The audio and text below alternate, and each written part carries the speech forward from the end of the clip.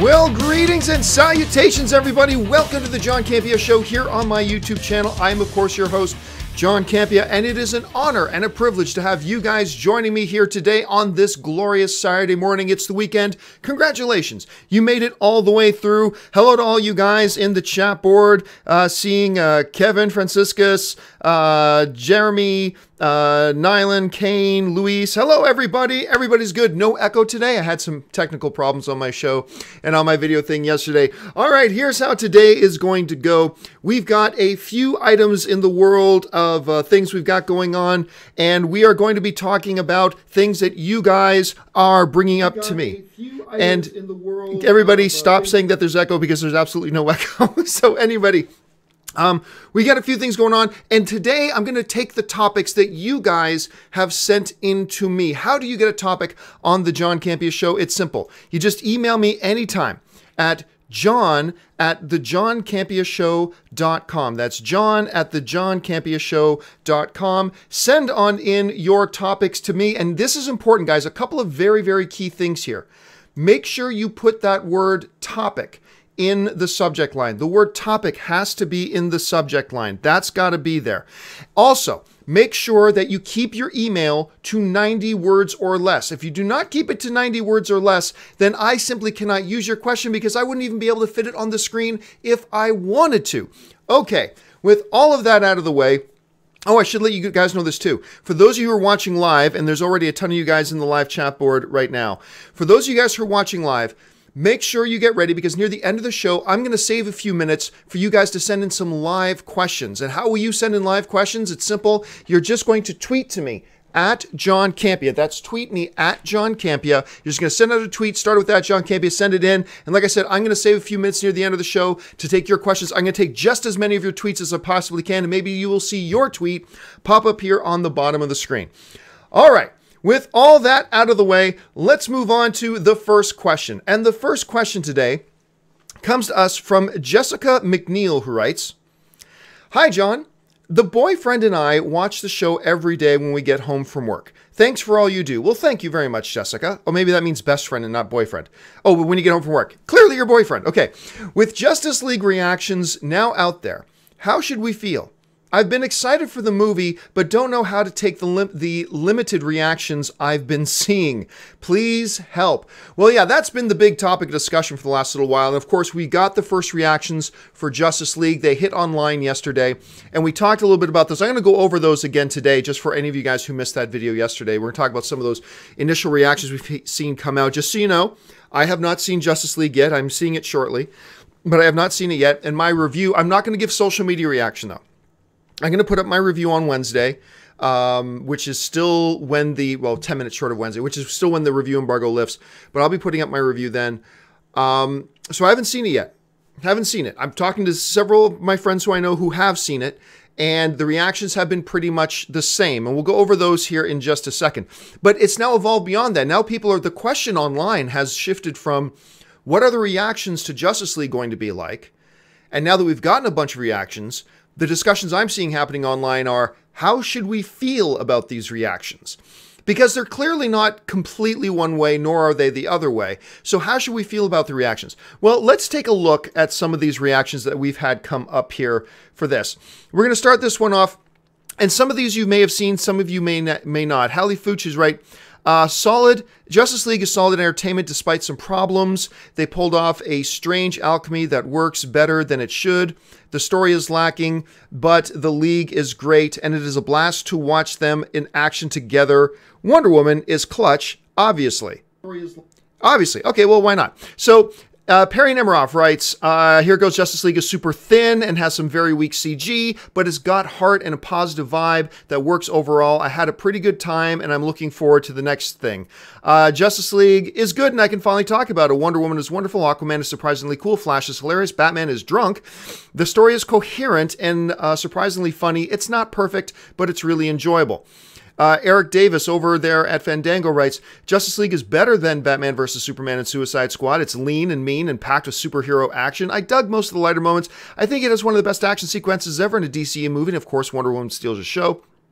Paul Shirley writes, "Justice League is fun, bumpy ride that succeeds in character but fails in narrative. It's a mixed bag of execution that's saved by the actors who rise above the shortcomings to deliver an engaging, funny, hopeful, yet flawed entry into the DCEU. We read his yesterday. Jermaine Lucier, I think we read his, I can't remember. Justice League, it's okay. Narratively, it's a mess. The stakes don't work and the villain isn't great. However, the heroes are great. It's funny and there's surprisingly effective character work. I didn't love it, but there's enough good pieces to execute me for the future. We move down to, of course, Terry Schwartz writes, I am genuinely happy to report that Justice League is a lot of fun. It's not perfect. We're seeing that a lot. It has its problems, but it does the job of making you care about these characters as a team. By its end, it's also very funny. Lots of unexpected ways. And of course, my buddy Dennis Zen wrote, Justice League was entertaining for a good portion of the time. Though thin on storytelling and character development, there's more fun, humor, and heart than Batman vs. Superman, but it also feels very rushed with some scenes given zero time to develop. All right. So basically, here we go. The basic idea here that we're getting, the general consensus is this. Generally speaking, the reactions are positive. The reactions, generally speaking, are positive. So overall, what we're seeing is a chorus of it's funny, it's entertaining, it's fun, the hero characters definitely work, and then we're also getting weak story, some poor execution, weak villain, not perfect. Okay, but overall, like I mentioned this on my video yesterday, if you had like right down the middle, it's half good, it's half bad, and you go over here, it's more bad, and you go over here, it's more good, clearly the arrow is leaning more towards the good. Clearly, this is a positive step in the right direction for the DCEU. Now, I know, look, there were some people out there who were hoping, I don't know, let's say a lot of us, almost all of us were hoping for the greatest movie of all time. Okay, but I think deep down we knew we weren't going to get that. But the DCEU didn't need to completely crush Justice League. That's not what they needed. What they needed was to keep the positive momentum they got going with Wonder Woman going. They needed to keep that positive momentum going. That's what they really needed to do. More than needing it to make it the greatest movie or whatever, they just, at the bottom line, they had to make sure they had a positive a new positive insertion into the DCEU to keep the positive momentum going. That's what they needed. Because coming off the complete divisiveness of Man of Steel, Suicide Squad, Batman vs. Superman, they needed a couple of good films in their own. You guys know, I've been saying for months, Justice League is going to be the second film in the DCEU after Wonder Woman to score 70% or higher on Rotten Tomatoes. I predicted that, and after seeing a lot of these reviews, or reactions I should say, I am sticking by that. I think we are going to see Justice League wind up in that 70% range, which is a far cry above where we were with that right down the middle Man of Steel, the more negative Batman vs. Superman, Suicide Squad. You know, look, I am an odd duck in the fact that I'm one of the few people out there that I give positive reviews to every DCEU movie. I have given a positive review to every single DCEU movie. Yes, I enjoyed Suicide Squad. I know there was a hot mess in there, but I thought overall the entertainment value outweighed all the problems. I'm not denying the problems, and if you hated it, I'm not arguing with you. But I think the positive, fun aspects of that movie outweighed the negative. I think the positive elements of Batman vs. Superman outweighed the negative. I obviously think Man of Steel had almost no negatives. I think Man of Steel was almost flawless. I think that was a terrific film. But, you know, even we who like the DCU movies, we have to acknowledge they had their problems. And as a result, a lot of the audience has been split on it, and especially the critics. But now we're seeing positive responses. And I'm sorry, I talked to a friend of mine who's a diehard DC fan yesterday, and they were just crushed at the reactions. And I'm talking to him like, what are you talking about? This is good news. This is positive responses. This is good stuff. This shows us, and this is important, because I think there were some people out there thinking, okay, Wonder Woman was good, but maybe that was a fluke. Okay, fair enough. Some people were suspected that. That's fine. But there were a lot of people out there who thought Wonder Woman was a fluke. If Justice League comes out and leans more towards that positive thing, and the general reactions now from people watching it are positive, that tells us that Wonder Woman was no fluke. That tells us that Warner Brothers and Justice League and DC, they are capable of consistently making films that are not divisive, but that are films that generally speaking, the wider audience and critics and the box office will enjoy and love and embrace. This is huge news. This is huge response. This is a massive reason for people who've been waiting for the DCEU to really crack through to celebrate. This is good stuff. Come on, we didn't need Justice League to be the next Oscar winner. Nobody was really honestly expecting it to be the next Oscar winner, okay? All it needed to do was carry through that positive momentum. Wonder Woman was no fluke. DC and Warner Brothers have reorganized. They shook things up a little bit. They paused a little bit. They put out a positive Wonder Woman movie, and now it looks like not perfect, has its problems, yes, but generally speaking, positive Justice League movie. This is terrific news. This is great, and I think this should excite everybody. Now, should we temper our expectations a little bit going into Justice League? Yes, we should temper our expectations a little bit. It's clear from all the reactions we shouldn't go in there expecting a 10 out of 10, the best movie of the year, one of the top 5 comic book movies of all time. Okay, maybe that's not what we should expect. But guess what? Ant-Man's not a top 5 comic book movie of all time, and that movie's hella entertaining. Doctor Strange is not a top 5 comic book movie of all time, and that movie is hella entertaining.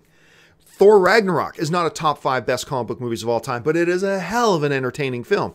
Justice League can be a hell of an entertaining film. We just need to adjust our expectations a little bit to not go in there expecting, the next Dark Knight. We shouldn't go in there expecting the next Dark Knight. And that's fine. It doesn't have to be a great, fun, enjoyable movie-going experience that sets up the DCEU for future success. And that's the takeaway, I think, out of this. Now, look, clearly, everybody has kind of mixed feelings, but leaning towards a positive. That means there are going to be some of you guys that go to see Justice League that don't like it. There's a possibility I may not like it. It would be the first time I don't like a DCU movie, but there's a possibility I may not like it. That's fine. But at least it sounds like it's not going to be, with the general movie-going audience and the critics, it's not going to be the train wreck that, say, Batman vs. Superman was. I mean, I liked it, but I got to admit, to the rest of the critic community and a lot of the fans, it was a train wreck. Okay, fine. That doesn't change my opinion. But it sounds like Justice League isn't going to be that. And it feels like, to me, everybody who is on pins and needles about Justice League can step back, take a deep sigh of relief and go, you know what? It sounds like basically people like this film. And that is 2 in a row now for DC. That's 2 in a row that are positively being received. And we'll just have to see how this all pans out. But what about you guys? What do you guys, and I'm sure when we get to the Twitter part of the show, the live show here, you guys are going to have a lot of things to say about this. Get those tweets ready. I'll let you know when it's time to shoot in. If you're not watching this live, what do you guys think? Were you encouraged hearing these reactions to Justice League? Were you discouraged? We're going to talk more about it a little bit near the end of the show when people start sending those live tweets, but let me know what your guys' thoughts are too. All right, let's move on to the next question. And the next question today comes to us from Rob Sanders. This is a fascinating question. Hi, John. Impressed with your show and making something on your own. Thank you so much. I appreciate that, Rob. My question is, in the wake of Hurricane Kevin Spacey, do you think filmmakers / producers / directors will now use private investigators to look into their potential cast before they hire them to ensure there's nothing that will embarrass / torpedo their projects? Thanks a lot for the question, man. And it's not just Hurricane Kevin Spacey. I mean, it's Hurricane Brett Ratner. It's Hurricane Harvey Weinstein. It's Hurricane whoever else. So in this whole movement, in the political world, when a political party is thinking about putting somebody up for election and to put somebody up to run for an election, there's a process they go through that they call vetting. And basically that means your own party looks very deeply into you. They go through your bank records, they go through your history, they go through everything just to desperately try to find if there's anything shady in your past that could come up to bite you in the ass later if an actual campaign gets started. Because once a campaign starts, everybody else is going to be looking into your history and they want to find if there's any problems first. It's called vetting. To some degree, there is some vetting that goes on in the movie industry, but you gotta wonder though, at this point, if moving forward, because look at what's happening to the movie All the Money in the World from Sony being directed by Ridley Scott. We just talked about this in the last couple of days. Kevin Spacey is one of the guys in the movie. The movie's coming out on December 22nd, and Sony just decided to pull Kevin Spacey's scenes out of the movie, reshoot his scenes with the actor Christopher Plummer, re-edit it, and still have it out on December 22nd. This is going to cost Sony millions to do it. But they're going to lose less money doing it this way than they would have putting out a movie in theaters with Kevin Spacey right now, right? And I talked yesterday too about how could the whole Kevin Spacey thing possibly affect Baby Driver and Oscar chances or future home video sales or all that kind of stuff. And we'll have to just wait and see. I mean, there's only so much vetting you can do, especially if you're putting out like, oh gosh, how many wide release films come out every year and how much time do you have to actually go into it and all that kind of stuff. But I think you're right. I think to some degree, we are going to see this process of vetting of actors. But remember, it's not just actors now. It's directors like Brett Ratner. It's studio executives like Harvey Weinstein. But I do think when it comes down to it, you are going to see an uptick in how much vetting a studio will put into their directors and their producers and their casts. Not a massively new big amount, because I think basically you still have to trust your fellow human beings, but I think you're going to see an uptick in how much of that stuff is done. Great question. All right, let's move on now to the next question. And the next question comes to us from Good Job Inc., who writes, "Hey, John, I think you're a genius speaking-wise." Well, thank you so much, Good Job Inc. "As an aspiring director, my question is this. Why doesn't the director also get the Best Picture Oscar when the film wins said Oscar? I know producers have a lot to do with the making of this movie, but we all agree that the movie is the director's vision. Do you think that the director should get an award as well?" No, absolutely not. Absolutely not. And I think you're incorrect when you say the movie is the director's vision. No, actually, the majority of the time, the concept for the movie and the overall vision of the movie is determined before a director is ever even hired. Like a lot of times, look, it starts with a producer. The movie is the producer's movie because it starts with them either recognizing a script they think is really good or have an idea for a movie and they hire writers to get a script going. They then get all the pieces together. And they're the ones ultimately who hire a director. They're the ones who bring in the director, make sure they're on the same page with the director, blah, blah, blah. Now, I've always said at the end of the day, if you had to pick out one person that is most responsible, not exclusively responsible, but most responsible for the success of or failure of a movie, not financially, I mean quality-wise. Okay, not financially, quality-wise. That's the director. But at the end of the day, this movie does not happen without that producer or that team of producers. This movie simply doesn't get brought together. That director doesn't even get hired without the producers. At the end of the day, the movie is the producer's movie. It was them that got the ball rolling. It is them who put all the pieces together. It is them who stood on the bridge of the ship and pointed the direction that they needed their ship to go. And it's then the director who gets behind the wheel and takes it there. But it is absolutely that. Now, we've seen a lot in Academy Awards history, at least anyway, when the producers come up to accept the Best Picture award, they will often bring the director up with them. And that's a courtesy, and I feel that's right, because you probably wouldn't have won Best Picture if it wasn't for the work of the director as well. So they often will bring up the director, but no. The Academy Award, that statue or set of statues that go to Best Picture, that belongs on the mantle, not of the director, it belongs on the mantle of the producer. The Best Director Academy Award, that belongs on the mantle of the director, but otherwise it really does belong with the producers. All right, let's move on to the next question. And the next question comes to us from one of my Patreon supporters, Jason Kaiser, who writes, "You mentioned that Disney was in talks to buy Fox in order to compete with Netflix. If that's the case, why doesn't Disney just forget about Fox and just buy Netflix?" All right, thanks a lot for the question, man. And yeah, so look, the whole world turned upside down a couple of days ago when word got out that Disney and Fox had, past tense, had some talks about the possibility of Disney buying some assets off of Fox. They weren't buying Fox outright. They weren't buying the Fox name, but they were looking at buying a bunch of Fox's assets. Because apparently Fox wants to lean down. They want to become a sports and news primary kind of thing. So they were looking at buying a bunch of assets. Particularly, they were interested in their television assets to populate their upcoming Disney streaming service. So that raises up the question. Now, apparently those talks have stopped and they've stalled. Now, whether they might start up again sometime, who knows? But right now, that's not happening. So the question then becomes, well, wait a minute. And Disney has said the reason we were looking into this is because our competition, Bob Iger actually said this. I'm paraphrasing, but he said, look, our competition right now isn't the other movie studios. Our competition right now are these digital streaming services that are going into the home. That's our main competition now. So, okay, if you're looking at buying Fox assets to bolster your own digital streaming thing coming up in 2019, why not just buy Netflix? If Netflix is your competition, just buy Netflix. Well, there is a big hurdle to that. And that is this: the value of Netflix. the value of Netflix. Look, you can make an argument that the most valuable thing that Disney owns right now is the Star Wars IP. They bought that for like $4 billion, okay?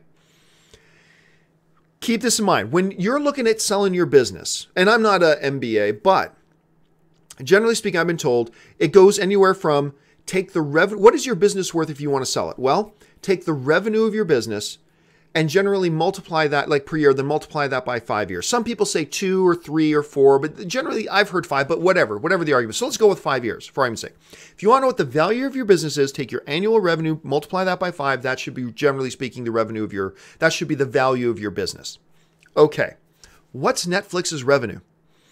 As of the last time I checked, and it could be a different number right now, but the last time I checked, Netflix had 103 million subscribers. Worldwide, 103 million subscribers, okay? You take that on an average, I know it's not exact, but average that out to $10 a month per subscriber. So let's just round these numbers out. 100 million subscribers at $10 a month. That's $1 billion with a B. $1 billion a month in revenue. That is $12 billion a year. You want to extrapolate that over 5 years, you are now talking a company that is roughly worth $60 billion. Disney bought Lucasfilm for $4 billion. Netflix right now, their general, market value as a company right now is $60 billion. And that is only going up. So Netflix wouldn't even sell for $60 billion because they know with the larger and larger share of this market they're getting and the more and more they're starting to dominate the streaming space and the more the streaming space is starting to dominate the entertainment medium, Netflix knows their value is only going up. Next year, their value is going to be even higher. So Netflix wouldn't even sell for $60 billion. Guess what? It don't matter how big Disney is. Disney don't have $60 billion in their back pocket. Now, on top of that, you could get some FTC things that get involved. There could be some legal stuff involved there too, where the government may view that too much as a potential monopoly and stuff like that. So they might not, or they might, whatever. They may or may not even allow something like that. But the bottom line is the financials on that. Disney's could probably buy a whole bunch of Fox's assets for like $10 billion. Maybe $12 billion. They can buy a whole ton of assets to put in their streaming service, or they could spend 5 times that and not even get Netflix for 5 times that. I mean, so that I think basically it comes down to the financials. Is why doesn't Disney just try to buy Netflix and just in general? Well, basically speaking, because it's pretty damn expensive, really damn expensive, as a matter of fact. Okay, guys, we've got 2 more questions to go for topics, and then I'm going to go live to the live questions that you guys are tweeting into me. But before we get to that, I'm going to take my daily commercial break where I do my little shameless plug. This is, of course, my shameless plug for what makes this entire channel possible, and that is, of course, my supporters on Patreon. Here, check this out. For those of you who have followed me for any period of time, you guys know that I made the decision recently to leave the corporate overlords. I no longer wanted to work for corporations. I wanted to be an independent content creator. And the only way I've been able to do that is by the support of my Patreon supporters. So what I would like to do is to ask you guys who watch my shows, who spend any amount of time with me every single month, to consider going over to www.patreon.com/John Campea.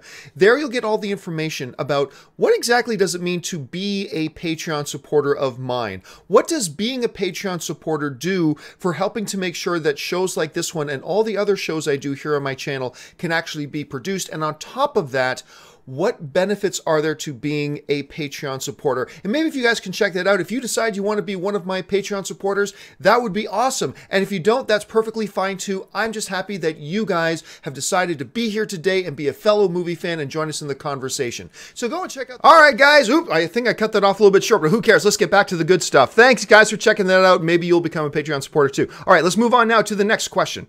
And the next question today, only one last question today before we get to the big stuff. And that is Alfred Agkaoli, who writes, sorry if I butchered your name, Alfred. Aloha, John. Big fan of your show. Thank you so much, Alfred. Now that the first Justice League reactions by movie critics have come out for the Justice League, do you still believe that it will become the #1 comic book movie of 2017 and join the $1 billion club? All right, thanks a lot for the question, man. And yeah, so one of the things, 2 specific predictions I've had for Justice League is, number 1, it will become the biggest comic book movie financially of the year. I believe it will beat Spider-Man Homecoming. And I believe it will ultimately top Thor Ragnarok as well. And secondly, I do believe it'll hit the $1 billion club. It'll be the first DCEU movie. Now, by the way, guys, I've said this before, and then I have a bunch of people get online saying, John, don't you know anything? Dark Knight and The Dark Knight Rises, they both made $1 billion. And I have to explain to them, yeah, but those were not DCEU movies. So calm down. When I say that I believe Justice League will become the first DCEU movie to make $1 billion, I said DCEU. Christopher Nolan Batman films are not in the DCEU, okay? So I'm excluding those. I believe Justice League will become the first DCEU film that will cross the $1 billion mark. It is hard to believe that it's going to be the 5th DCEU film.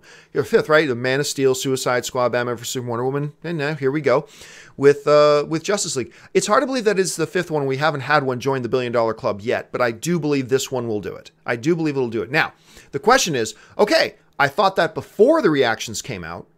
Now that we see the reactions, do I still believe it? I absolutely believe it more right now. And I could be wrong. I could be totally wrong about this, but I believe it more because I've always believed that for it to not join the $1 billion club, I believe that the reactions would have to be negative, and like overall negative.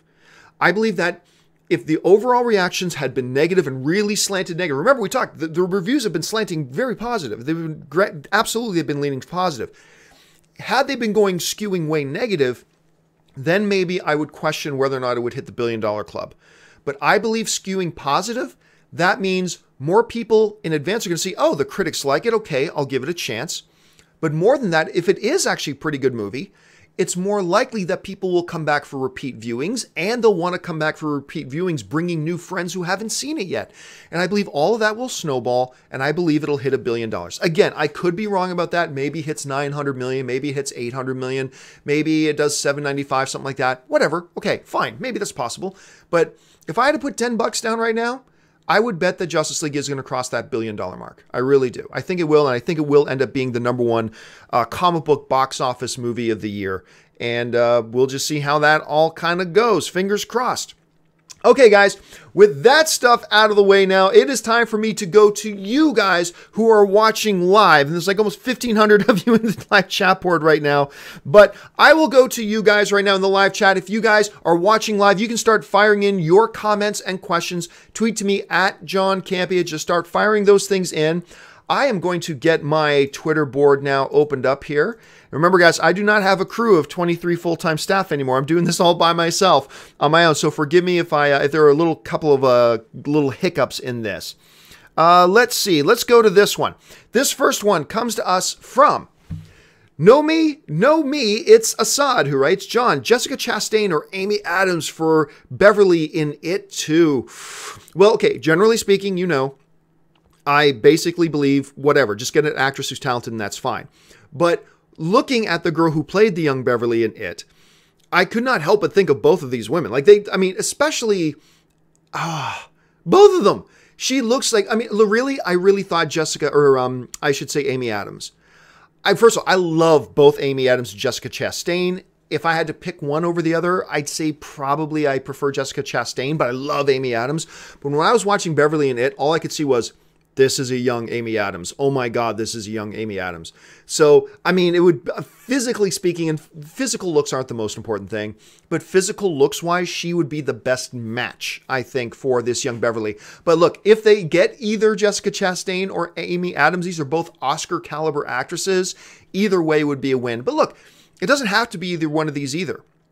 There's a lot of other actresses out there that could totally go, as long as a talented actress to come in and do the role, perfectly fine. But I agree, if it's either Jessica Chastain or Amy Adams, we'll just mark that one down as a big win and move forward. Let's see. This one comes to us from Al Giordano 3737 writes, John, you said you know the mother of all spoilers for The Last Jedi. Has anyone in fandom been able to figure out those fan theories? No, I haven't heard anybody throw a theory at me that is very accurate to what the big spoiler is. Now, for those of you who don't know, I mentioned like 6, 7, 8 months ago that I discovered like a huge mother of all spoilers for The Last Jedi. And I remember I even said, just to prove to everybody, and I told the spoiler to one human being and one human being only. And that was Josh McCouga. I told Josh McCouga the secret so that when The Last Jedi comes out, he can confirm that that was indeed the spoiler. And so a lot of people started throwing theories at me on what that big spoiler was. And I can say that nobody with any accuracy has nailed what that spoiler is. So it's a big mystery. I think it's going to catch a lot of people off guard. I think it's going to surprise a lot of people. Let's see. Next one comes to us from Harry J.A. Killick, who writes, John, are you excited for Paddington 2? Has it got a new U.S. distributor? I live in the north of England and get to see it tomorrow. Well, I do know this. I went to go see Daddy's Home 2 the other night, and in front of it played the trailer for Paddington 2. I love the first Paddington.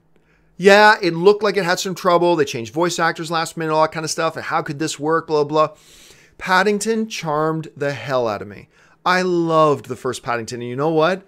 This trailer looks like it even takes it up a notch. It really does. It just delighted me. I watched that Paddington 2 trailer. I thought it was delightful. I cannot wait to see it. It looks like one of those movies that's just going to charm your socks off. I cannot wait for that movie to come out. I don't know about its distribution situation, but clearly if they're showing trailers in North America, they have a North American distributor, but I have not looked into that. Okay, let's see. This next one comes to us from Io Warwick John, who writes, John, would you consider going back and doing reviews of old movies? Well, not terribly old movies, simply because those don't get a lot of views. But what I have considered, what I think we're going to start doing, is something I tried before, and there was some success, which is revisit reviews. And basically that is, hey, I reviewed Deadpool, right? But then Deadpool came out on home video, and I did a revisit review of Deadpool. Like, how has our opinions changed of it now 4 months later since it came out in theater? Now that's available for home viewing, and talk about revisiting this movie now that it's out on home video. And there seemed to be some interest in those. Actually, do me a favor, guys. Actually, you know what? Let me set up some homework for you. Do me a favor. Email me at John. I need your help about this. John@thejohncampeashow.com. But don't put topic in the subject line. Put revisit in the topic line. So email me at john@thejohncampeashow.com and put revisit in the topic line, and tell me if you think this notion of doing a revisit review now 4 or 5 months later, now that the video's come out on home video, and re-review the movie again and talk about how maybe now that we've sat with this movie and lived with this movie for a number of months, have our opinions changed a little bit? What are we noticing in the movie now, good or bad or whatever? Let me know if you think that's worth it, or let me know if you think that's a waste of time. I want to make videos that you guys are interested in seeing. So you guys let me know if it's something you're interested in or not. All right. Let's see. This one comes to us from Nomi. It's a sad John. Can It 2 cross the $1 billion worldwide if they make a big budget superstar star? Any movie can become a $1 billion movie. You never know. If it captures all the lightning in a bottle, any movie can become a $1 billion movie. So if you're asking me if it's possible, if It 2 could become a $1 billion movie, sure, it's possible. Like any other movie, it's unlikely. Only like 35, somewhere between 35 and 40 films in history have joined the $1 billion club. So it's unlikely, but it's possible. But that'll be my answer for every movie. Let's see. This next one comes to us from Alone and in Debt. That's the best name. Oh, and I feel so bad for you at the same time. Alone and in Debt writes, John, now that the Incredibles 2 trailer is confirmed for next week, what do you hope to see? I hope to see a kick-ass trailer. And I'll be honest with you, I didn't hear. Maybe I've been disconnected for the last 18 hours or so, but I did not hear that an Incredibles 2 trailer is confirmed for next week. If so, super excited. What do I hope to see? Just don't be, if you're going to say you're giving us a trailer, just don't be some voiceover from the first film with a logo that says Incredibles 2. Just actually give us a trailer. Even if it's just like a 45-second one, then I'm thrilled. Otherwise, just wait longer. I'm fine with waiting too. Okay, let's go on to the next set. And this one comes to us from, where is it? H. Yenny B, who writes, John, after Phase 3, which actors that has ended do you think Marvel should get their contract prolonged for new films? I mean, all of them. Just look, with every actor, contractually obligate them for as long as you can. And when that runs out, try to sign them up again. If they want too much money, replace the actor and get somebody new. That's kind of the way I feel. Let's see. This one comes to us from Salak LME1, who writes, John, do you think Arnold will still be in shape once James Cameron gets the Terminator franchise rights back? They're already making new Terminator films. They've already announced them. They are happening. Go look them up online. They are happening. They've got director lined up. They've got their story lined up. They've got their actors coming back. And never doubt if Arnold Schwarzenegger can keep himself in shape. Arnold Schwarzenegger, he'll be 90 and he'll still be in great shape. So don't worry about that part. Let's see. Next one comes to us from the Rhino City writes, John, do you think Disney will have enough time to advertise a Star Wars film? Or would December be a good time to drop the trailer? Plenty of time. Plenty of time. Look, this whole notion. Look, for Han Solo Star Wars movie, 4 weeks is all you need. Any live action movie with the word Star Wars in it, with those words in it, Star Wars, you need 4 weeks. Honestly. And they will advertise more than 4 weeks. But they could honestly start advertising this thing in late February if they wanted to. They wanted to start advertising this thing late February or early March. They're fine. They are totally fine. Look, I have to drive this home to people. Yes, a lot of studios still start marketing their things like 4 or 5 months in advance. I still 100% believe you do not need to. You don't need to. No, you put out a trailer 6 months in advance. By the time that movie comes out, no one's remembered that first trailer anyway. There are very rare exceptions, like that first Batman vs. Superman trailer. Yeah, we kept remembering that, but that's like 1 in 1,000. Generally speaking, 6 months later, as the movie's finally open, nobody even remembers what that first trailer was. I really believe studios can save a lot of marketing budget if they just want to, or at least get better bang for their buck in their marketing budgets. If they start advertising a little bit later, there's no need to drop trailers 6 months in advance, 5 months in advance. There's no need. So yes, I believe Disney has all the time in the world to do this. I think they have all the time in the world. All right, next question comes to us from Mac the Messenger, who writes, John, do you think Green Lantern is in Justice League over under 20%? Okay, I can honestly tell you this. I have not asked anybody I know who has seen it. And I had Dennis Zen over here the other night, and I haven't asked him because he has seen the movie. I have not asked anybody if Green Lantern is in Justice League. I will take the slightly over 20%. Now, if you were to set the line at 40%, I would have said under. But I will take the over on 20%. If you're setting the line at 20%, I'll take the over on that Green Lantern's in it. And of course, there are some people I could get on the phone with right now who could answer that question for me, but I don't want to know. Let's see. This one comes to us from S.M. McQueed, who writes, John, with the success of the light-toned movies, do you think that studios will only consider making funny, colorful, fun films? No, because look, there's lots of movies that have great success. Lots of them. Like, one horror movie comes out that does really good. It's like, John, do you think all the studios will start doing horror movies now? Look, every year, horror movies come out. Funny movies come out. Serious movies come out. Mystery movies come out. Sci-fi movies come out. Adventure movies come out. Dramas come out. Every year, all these movies come out. They will continue to come out. There are very good, heavy movies that make money at the bank. There are some very good, light-hearted movies. It's like, just because one comes out, it's like the next thing you know, there's this big dramatic piece comes out and makes $700 million worldwide. So, now, will everybody make dramas? Everybody already makes dramas. Everybody makes light, fun movies. Some crack, some don't. But I don't expect huge tectonic shifts in the industry when one film out of 500 that year does something that's been done before.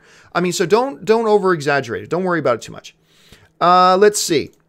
This next one comes to us from the Geeky Taco, who writes, John, should Disney play the Fox logo from Star Wars if they were to purchase Fox? Okay, look, very important. Two very big things to keep in mind here. Number one, there are no more talks with Fox. That doesn't mean they can't start up again. They might, but as of right now, there are no more talks.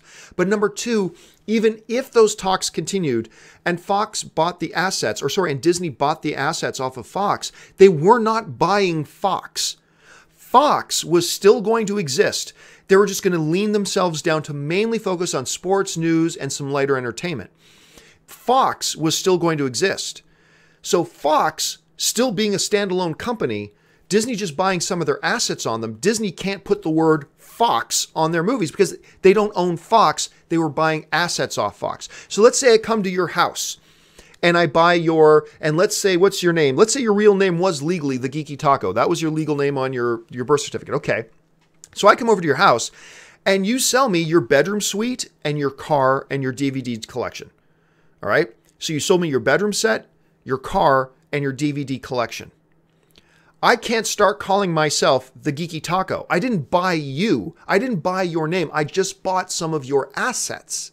And now some of those assets, even if that represented a lot of what you used to own, are now mine. The name is still yours because I didn't come to you and buy your name. Disney was never looking at buying Fox. They were looking at buying a chunk of Fox's assets. That's what they were looking at. So even if this deal does go through and even if the talks start up again and they're able to make a deal, no, you're not going to see 20th Century Fox pop up in front of an X-Men movie or in front of a new Star Wars movie because Disney does not own Fox. They just bought some of their assets. That's an important distinction to keep in mind. All right, I'll just take a couple more and then we'll wrap things up today. This one comes to us from Blakeity Sun 9. John, who do you think will have more screen time? James Franco in Alien Covenant or Zachary Levi in Thor Ragnarok? I think, you know what? I shouldn't have even taken that question because that has a little bit of a spoiler in it. So I'm not even going to answer. I can't answer that question. Excellent question, but I cannot answer that question. Hakar G Films writes, John, is there any chance we'll get a Star Trek 4 After Beyond? I really enjoyed all three of those JJ films. Yeah, I still believe. Look, I haven't heard anything about Star Trek, the fourth Star Trek, being canceled. It's definitely on the back burner, but as far as I know, they're still planning on making the next Star Trek film, which is great because I believe this last one, Star Trek Beyond, was the best one of the JJ era. And I know JJ didn't direct Star Trek Beyond, but it's still, he produced it as well. I call these last three Star Trek films the JJ era Star Trek films. And I thought Beyond was wonderful. I loved Beyond. And JJ already announced that their plan for part 4 is to have Chris Hemsworth come back as James Kirk's father again. Because remember, Chris Hemsworth, before he was Thor, he was James Kirk's dad in that opening scene of the first JJ Star Trek film. So they already talked about bringing him back and having some like time travel stuff going on. I have not heard that it's been canceled, so I'm just going to assume that that thing is still going to be happening. Let's see. This next one. Tyree Hunter, John, how do you think John Hamm would do as Bruce Wayne if Ben stops playing him? Same answer I'll give if it was any talented actor. John Hamm is a talented actor, so he would do great. So would 100 other talented actors, but John Hamm is one of the talented actors out there. I think he's fantastic. If he's jumped in and played Bruce Wayne / Batman, I think John Hamm would do great. Let's see. This one comes to us from Charpierre writes, John, after Batman vs. Superman and Suicide Squad, most critics were not excited for the future of DC films. It's good to see that after the responses to Justice League, they are enthusiastic. See, that's the big thing. That's what I keep trying to tell people who are still trying to be sad about the reactions that we're seeing. Like, there's some people like who are really looking forward to Justice League. Now they're sad with these reactions. I'm like, why are you sad? This is positive. Yes, okay, they're saying the movie's not perfect. Okay, movie's not perfect. They're saying it has some story issues. Okay, has some story issues. But what the reactions are saying, and maybe they're right, maybe they're wrong, what the reactions are saying, though, is that there is more positive stuff than there is negative, and then generally speaking, the positive stuff outweighs the negative. They weren't saying that about Batman versus Superman. They weren't saying that about Suicide Squad. They weren't saying that about Man of Steel, but they are saying it about Justice League. That the good outweighs the bad. There's more positive stuff in this movie than the negative stuff, which overall made it for them to be an enjoyable experience watching the movie. Perfect. That's what we wanted to hear. So yeah, I'm excited to hear that as well. Let's see. Let's try this. Mass Effect fan X writes, John, what remake do you think is better than the original? Well, the Scarface remake was better than the original. John Carpenter's The Thing. Because remember, John Carpenter's The Thing was a remake. Yes, there was another remake after that, but John Carpenter's The Thing in of itself was a remake. I think The Fly with Jeff Goldblum what was I freezing Jeff Goldblum's name? The Fly with Jeff Goldblum was a remake. That's one that was better. Lord of the Rings. Remember, there was a Lord of the Rings animated film. I believe it was better. There are a number of remakes that have come out that I think were better than the original. I'll say this, totally unpopular. I know this is totally unpopular, but I don't care about saying what people agree with. I just care about giving my honest opinion. I thought the Jaden Smith Karate Kid was better than the original. There, I said it. Now, I don't think it'll be as remembered as that Karate Kid. That Karate Kid came out. It was very different for its time. It did something other films didn't do. But if I had to choose right now to walk into my living room right now and either watch that original Ralph Macchio one, which I liked very much, or watch the Jackie Chan one, I'm probably popping in the new one. That's just my thought. That's my opinion. Let's see. This next one comes to us from Seventh Venus writes, John, who is the nicest celebrity you have ever met? Oh, God. Lots of them. Lots of them. The final three, though, would be, honestly, Jessica Chastain, who totally mentally seduced me. I mean, oh my God, because I met her, I got together with her at a junket for The Help, which you know me, I love The Help. And I talked to her and we had a few minutes. I was with her and Octavia Spencer. And we had about 10 minutes to kill before we were going to start our interview. So the three of us are sitting there and we start talking about trips to Vegas and we start talking about cupcakes and all this kind of stuff. Okay, fast forward now about 6 months later, I go and interview Jessica Chastain again for another film. And we sit down, we have about 30 seconds to chat. And like, remember, these celebrities meet 1,000 reporters a day. Like, I never hold it against a celebrity that they don't remember you, because I wouldn't remember them. I mean, if they weren't celebrities, I wouldn't remember. If I'm meeting 1,000 different people a day from this industry, I would not remember anybody. But I come in the room, I go, Miss Chastain, pleasure to see you. And she goes, she leans back and she kind of smiles. She goes, did you bring me cupcakes this time? And I melted. I'm like, oh my God, my heart's doing this. I'm like, Jessica Chastain remembered me. Jessica Chastain remembered me. And I just wanted to melt on the floor. I just wanted to melt. That woman is so sweet. She's just the grace. And then on top of that, Milo Ventimiglia from This Is Us. Because, of course, I'm biased, though. I will always be indebted to Milo Ventimiglia because he's the man responsible for me meeting my wife, Anne. He brought her to a party that I was throwing for him in a little film that he was doing.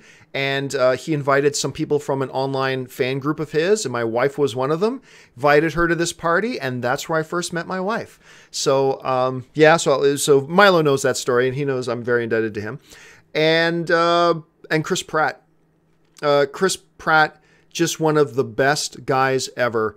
And this is similar to the story about Jessica Chastain. So we had Chris Pratt in. He came into my studio a couple of times, actually. He came in once for Delivery Man, and he came in and hung out for like 3 hours in my office, which was great. And then he came into our studio one time for promoting Guardians of the Galaxy. Had a good time. My wife, Anne, was there, right? So anyway, fast forward now like 6 months later, and I'm at a press junket, very similar to the Jessica Chastain situation. And I walk into the room, and it's Chris Pratt. He's like, John! I'm like, oh my God, you remember my name? He goes, yeah, man. And he paused for a second. He goes, how's Anne doing? How's Anne? You remember my wife's name. I get out of that interview, and I instantly text Anne, first thing Chris Pratt asked me was, how's Anne?